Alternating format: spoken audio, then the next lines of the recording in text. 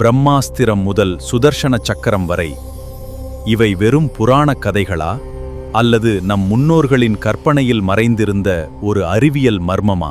பிரம்மாஸ்திரம் மகாபாரதம் போன்ற புராணங்களில் அளவற்ற சக்தி கொண்ட தெய்வீக அஸ்திரமாக வர்ணிக்கப்படுகிறது. ஆனால் அதன் விளக்கங்களில் மறைந்திருப்பது என்ன? சுதர்சன சக்கரம் விஷ்ணுவின் தெய்வீக ஆயுதமாக புராணங்களில் குறிப்பிடப்படுகிறது. அதன் சுழலும் வடிவமும் அழிக்க முடியாத சக்தியும் இன்றும் ஆச்சரியத்தை ஏற்படுத்துகின்றன.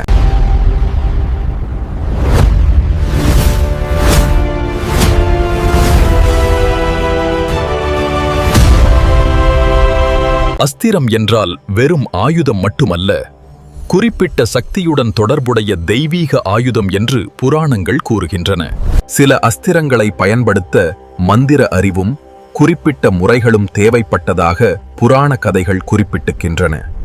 அக்னேயாஸ்திரம் நெருப்பின் சக்தியுடன் தொடர்புடைய அஸ்திரமாக புராணங்களில் வர்ணிக்கப்படுகிறது.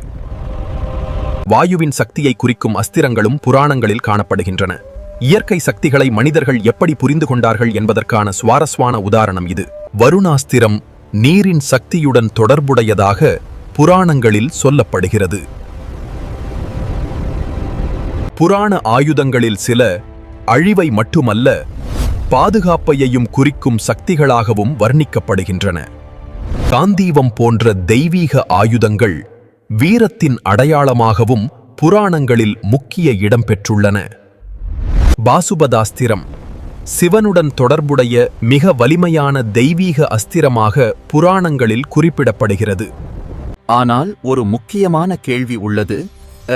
இவை உண்மையான ஆயுதங்களா அல்லது சக்திகளை குறிக்கும் குறியீடுகளா? அறிவியல் பார்வையில் இதுவரை இந்த புராண ஆயுதங்கள் உண்மையான தொழில்நுட்ப ஆயுதங்கள் என்பதற்கான உறுதியான ஆதாரம் இல்லை.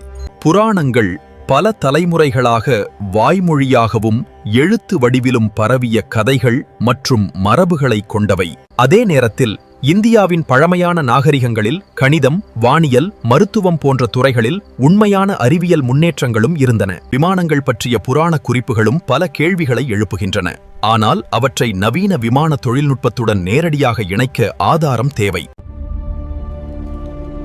அப்படியானால் உண்மையிலேயே ஏதாவது அறிவியல் அறிவு காலப்போக்கில் இழந்துவிட்டதா? பழங்கால மர்மங்களை புரிந்து கொள்ள கற்பனையையும் ஆதாரத்தையும் தனித்தனியாக பார்க்க வேண்டும். ஒரு புராணக் கதையை அறிவியல் உண்மையாக ஏற்றுக்கொள்ள தொல்லியல் ஆதாரமும் பரிசோதனைக்குரிய சான்றுகளும் தேவை. சுதர்சன சக்கரம் மட்டும் ஒரு ஆயுதமாக அல்ல, ஒழுங்கு, காலம், தர்மம் போன்ற கருத்துகளின் குறியீடாகவும் பார்க்கப்படுகிறது.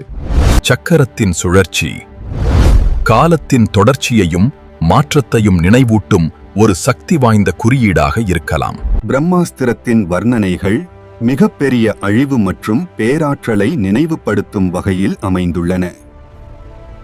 பிரம்மாஸ்திரத்தை நவீன அணு ஆயுதங்களுடன் ஒப்பிடுவது பிரபலான கருத்து. ஆனால் இது நிரூபிக்கப்பட்ட அறிவியல் முடிவு அல்ல. மர்மம் சுவாரஸ்யமானது. ஆனால் மர்மத்தை அறிவியல் உண்மையாக மாற்றுவது ஆவதாரங்கள்தான். ஒவ்வொரு புதிய தொல்லியல் கண்டுபிடிப்பும் பழைய நாகரிகங்களைப் பற்றிய நமது புரிதலை மாற்றக்கூடும். பழங்கால இந்தியா வெறும் புராணங்களின் உலகம் மட்டுமல்ல, அறிவு, கலை, கணிதம் மற்றும் வானியலின் உலகமாகவும் இருந்தது. ஆனால் புராணங்களில் மறைந்திருக்கும் ஒவ்வொரு கதையும் நம்மை இன்னொரு கேள்வியை நோக்கி அழைத்துச் செல்கிறது. அப்படியானால் உண்மையான ரகசியம் என்ன? ஆயுதங்களிலா அல்லது அவற்றை உருவாக்கிய மனிதர்களின் சிந்தனையிலா? ஒருவேளை மிகப்பெரிய ஆயுதம் மனிதனின் அறிவும் கேள்வி கேட்கும் திறனும் தான்.